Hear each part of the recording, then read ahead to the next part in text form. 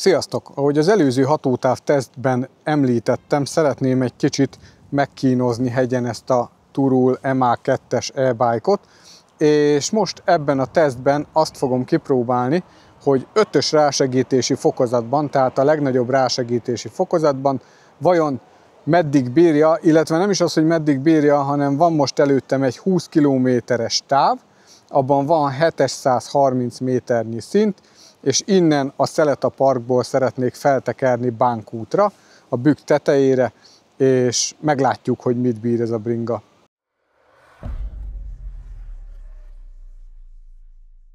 Jelenleg 14 óra 22 perc van, az idő az rendkívül pazar, úgyhogy irány Lilafüred, és nézzük, hogy mit bír az aksi.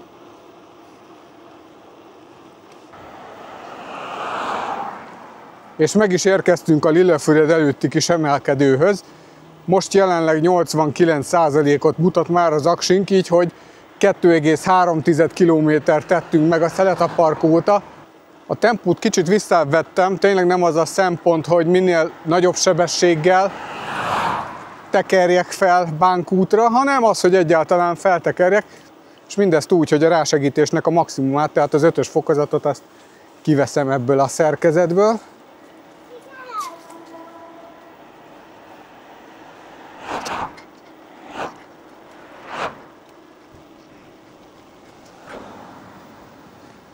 Meg is érkeztünk Lilafüredre.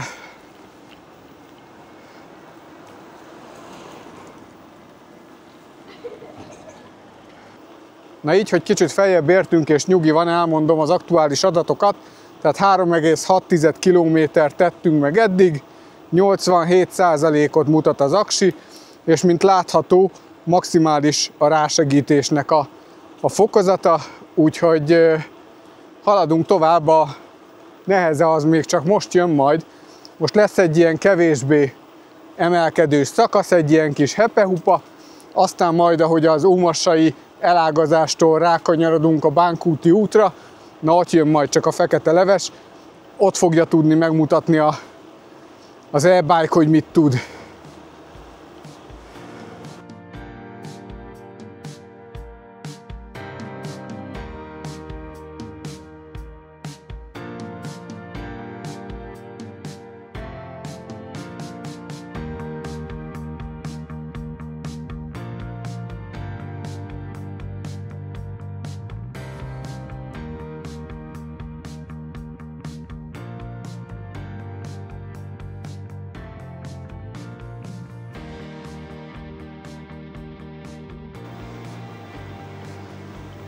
Most haladunk el a Pisztrángos mellett, nem sokára jön majd az ómassai elágazás, így a hegyekbe beérve igencsak lehűlt a levegő, és örülök neki, hogy nem vettem le ezt a mackónadrágot a bringás gatya felől, úgyhogy remélem, hogy lefelé nem fog rám fagyni a bekecs.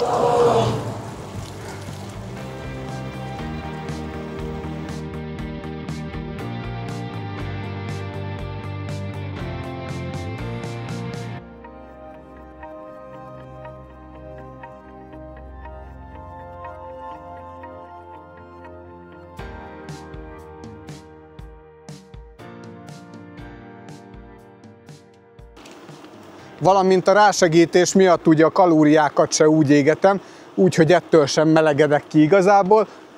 Ez sajnos azt kell mondanom, hogy már motor, tehát én imitálok némi mozgást a lábammal, de gyakorlatilag itt a motor, illetve az aksi dolgozik.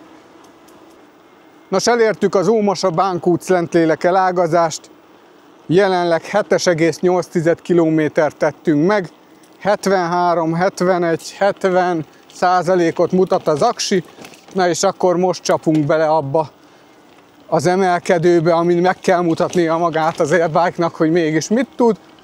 Én nem szeretnék leizzadni, úgyhogy nem fogok erősebben tekerni, váltóval illik váltani, úgyhogy így szépen, komótosan, ilyen 20 alatti tempóval felzögykölődünk. Elérkeztünk a táv feléhez, de innen még emelkedésbe azért eléggé sok van. 10 kilométernél járunk, 57%-ot mutat az aksi, 18 km, 19 km/h sebességgel megyek. Megmondom őszintén, elég nehéz ezzel a bringával nem gyorsan menni ebbe az 5-ös fokozatba, tehát innen még 10 km a Fehérsas panzió fent Bánkúton.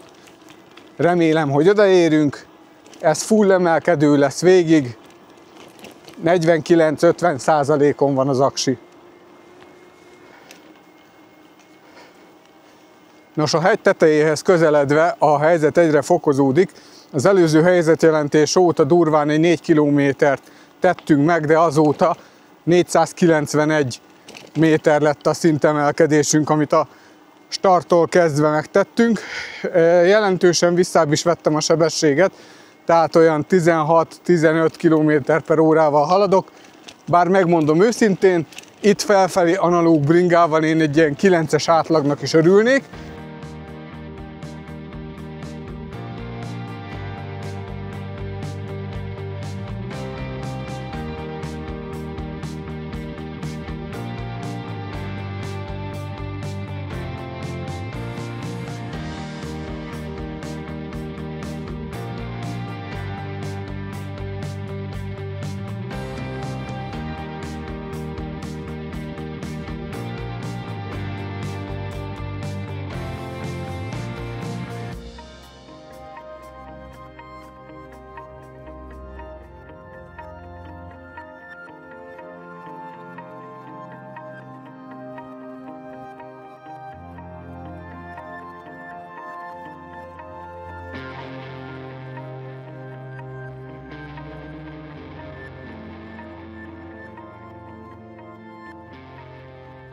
Nos, az imént hagytam el a Fehérsas panziót előre jelző táblát, ami szerint 3 kilométerre van a Fehérsas panzió.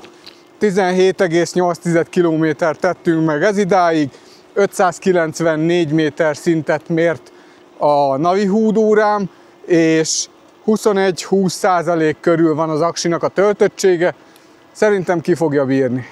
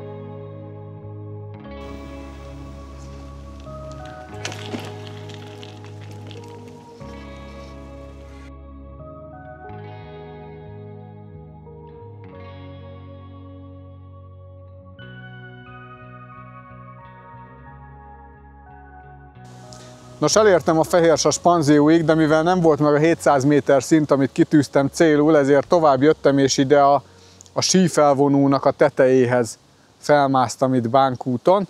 Ez így összességében 734 méter szint volt, és pontosan 22 km GPS szerint. 1 óra 7 perc volt a menetidőm, amit én analóg bringával tudja, hogy nem tudnék ennyi idő alatt teljesíteni, és az aksi kapacitás az így felérkezve ide egy 10%-ot mutatott, ilyen 10-9 így ugrált az aksi kapacitás kijelző. Most, hogy megálltam, egyébként visszament 34%-ra, ezt mindjárt megpróbálom megmutatni, nem tudom, hogy mennyire látszik, és itt vannak a száraz adatok, tehát 734 méter, 22 kilométer és 1 óra 7 perces menetidő. Úgyhogy a maximális rásegítési fokozatban ennek a bringának a kínzó tesztje úgymond ennyi lett volna. Én úgy gondolom, hogy ebből a két tesztből azért már le lehet szűrni, hogy mit tud ez a bicikli. Nekem nincs más dolgom hátra, mint hogy leereszkedjek innen, anélkül, hogy belém fagyna a takarmány, úgyhogy gyorsan fel is öltözök és elindulok lefelé. Ez a videó most ennyi lett volna, remélem, hogy tetszett. Ha így van, akkor nyomjatok egy lájkot, és ha még nem tettétek meg, akkor iratkozzatok fel a csatornámra. Köszönöm, hogy megnéztétek, sziasztok!